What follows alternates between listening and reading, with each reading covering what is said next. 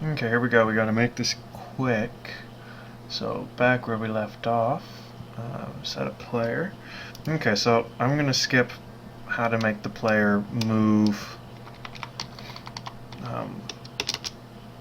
before we do all without collision detection. Just head straight into collision detection. So we need to make a container object. Just call it container and object container 3D. We don't need anything for that. Gets new object container 3D. Don't need anything in there, so then container add child player. I want to hold the player. And then we can get rid of this. View dot scene add child container. So add the player to the screen. Then let's see.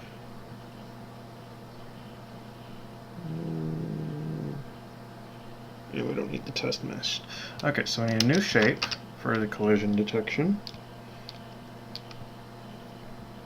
So let's do shape gets AWP since capsule shape. Yeah, right there. Okay, I spelled it wrong, but corrected. Gets new AWP capsule shape 35,100. Okay, so this just gives us a capsule shape. This will help with collision. This is basically the shell which the collision detection goes around for the player. Helps us, since it's curved on the bottom and the top, it doesn't get stuck on hard edges, so that's good to know. And then we need to create a ghost object. Ghost object AWP ghost object gets new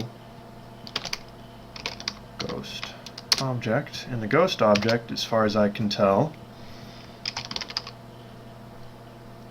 is just, it doesn't fully follow collisions because it's a ghost, but it can have collisions.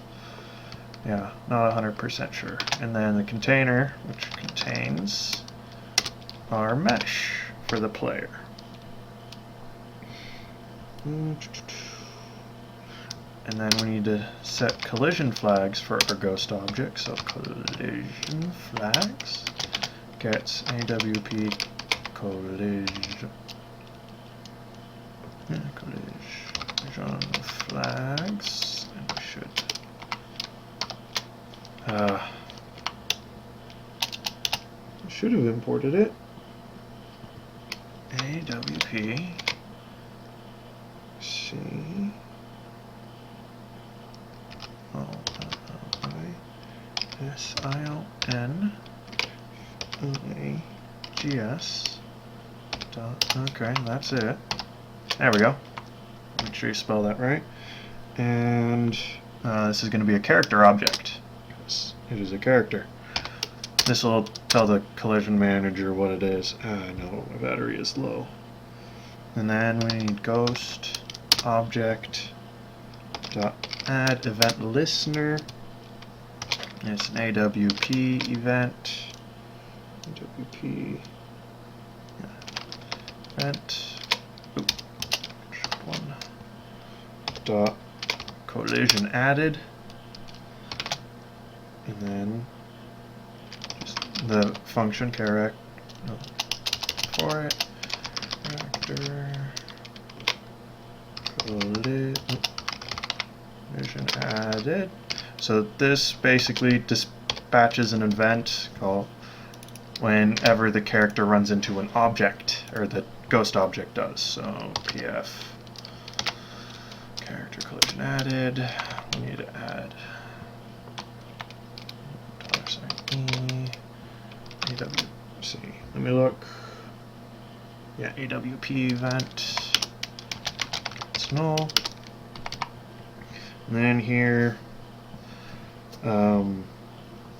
this will be whenever it runs into something, as far as I can tell. So if not event $e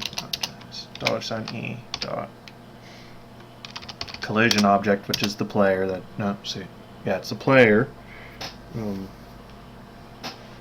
Dot collision flags equals AWP collision flags dot CF static object. So when it's not, okay, so no, this is whatever our player runs into. Yeah, that's what our player runs into. Sorry about that.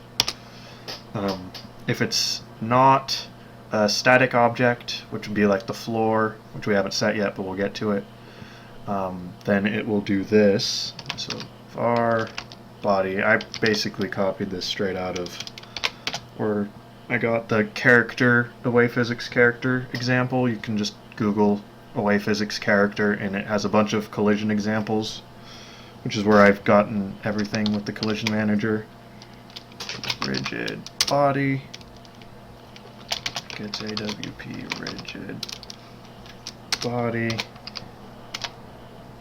event is collision object. No, it's not event, sorry. $e dot collision object. So it's just assigning that so it's easier, so we don't have to type the whole thing.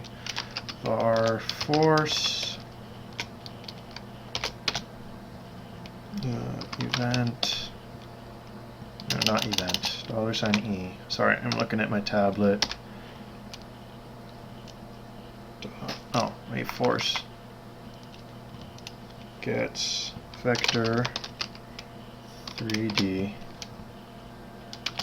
gets event e dot manifold point, which I don't know what that is yet, dot normal world on B, which I'm not completely sure, but it's gonna return a vector 3D, so probably its facing direction, if I'm going to take a guess, gonna clone it, so it just returns what it is.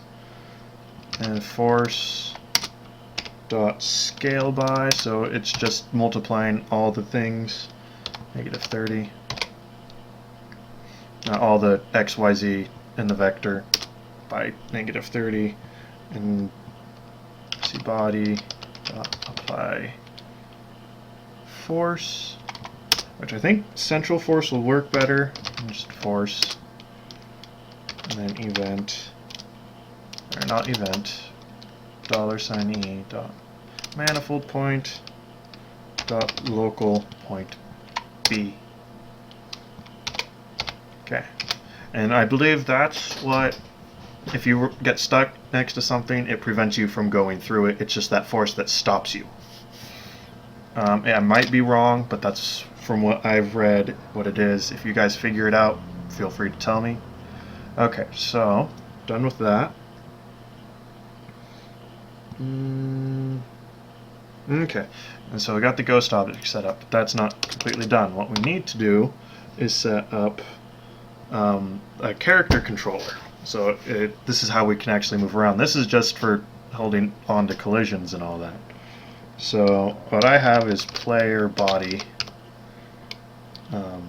gets new. Oh, I need to actually go up top because this is going to need to access a multi thing. So private var player body, and that is a AWP kinematic character controller. Yeah, that's a mouthful. Woo. Okay, back down. It's new AWP kinematic character controller, which we pass in the ghost object and the step height, which I'm not sure what that is, but 0.1 seems to work. Okay. And see, right here is where they add, but really we need to set something, so player. Oh, freaking! I think my battery just died on my tablet. Battery just died on my tablet. I have 5 minutes left in this video. Okay, I wish. Dismiss all. These are from things that.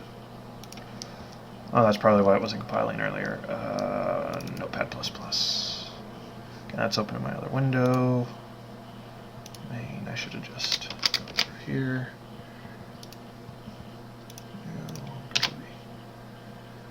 Okay. Wait. Oh, that's the old main. Did it?